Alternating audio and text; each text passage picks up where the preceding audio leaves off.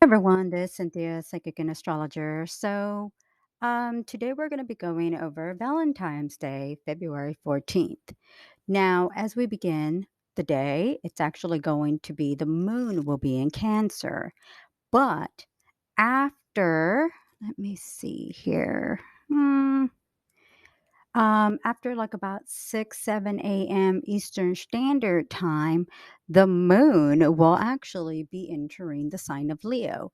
So for the most part, most of the day, the moon will be in Leo, which is great news because the sign and the energy of Leo is actually very, very positive. Love is in the air. Venus and Mars connect very well together.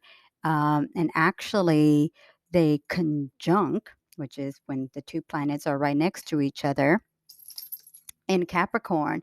The exact day will be on the 16th. That also happens to be around the time of the full moon in Leo.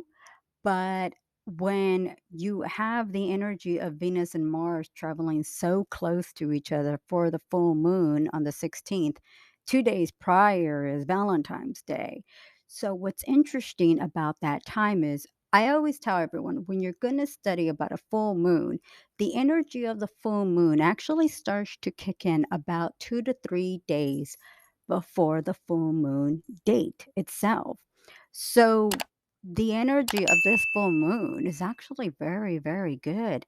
Like I said, you have Venus and Mars connecting very well with each other. So, this can easily bring about commitments and relationships and building for the long term. Not necessarily that it has to be about love and relationships.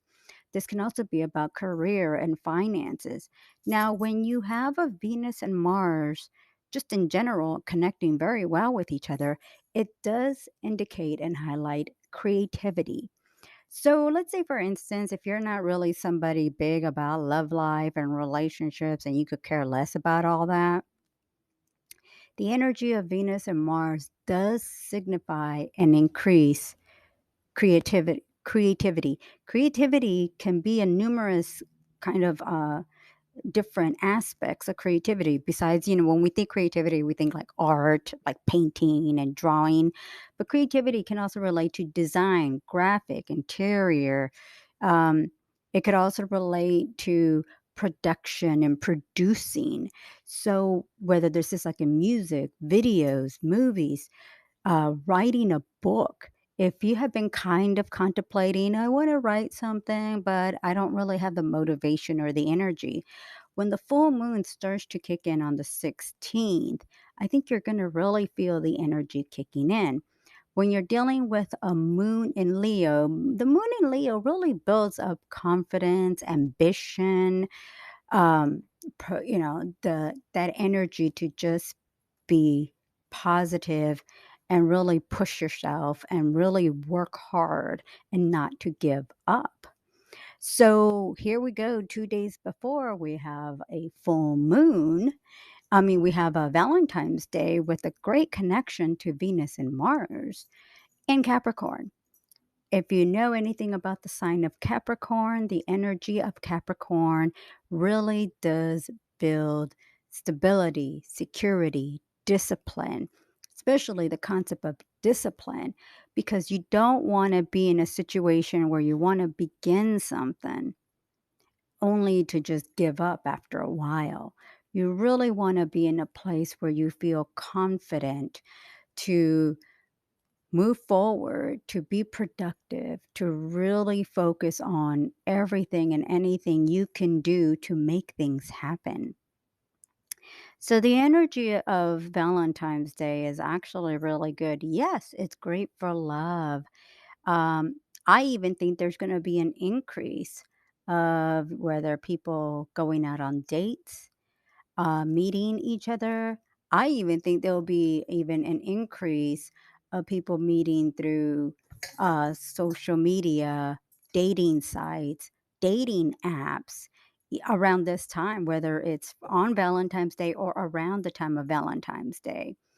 So I think the energy is going to really be positive.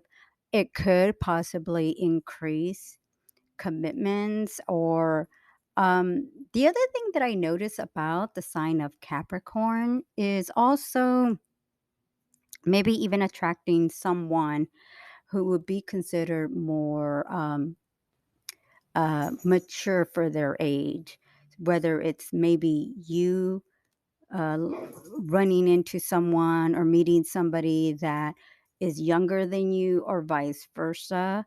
Almost like this old soul kind of connection. And that could create a balance. It doesn't necessarily have to be somebody 10 years younger. This could be someone 2, 3 years younger, and you just feel like they connect well with you. So I've seen that. I've seen that. Now, if you're studying astrology, I would say look where Venus and Mars are transiting. So you definitely want to keep an eye where Capricorn is going to falls in your chart, whether it's your sun sign or rising sign. And also where 27 degrees Leo it falls. I mean, anywhere where Leo is at, I feel how the full moon is going to be affecting you. But if you want to be exact, look for 27 degrees Leo, and that's where the full moon is going to be affecting you.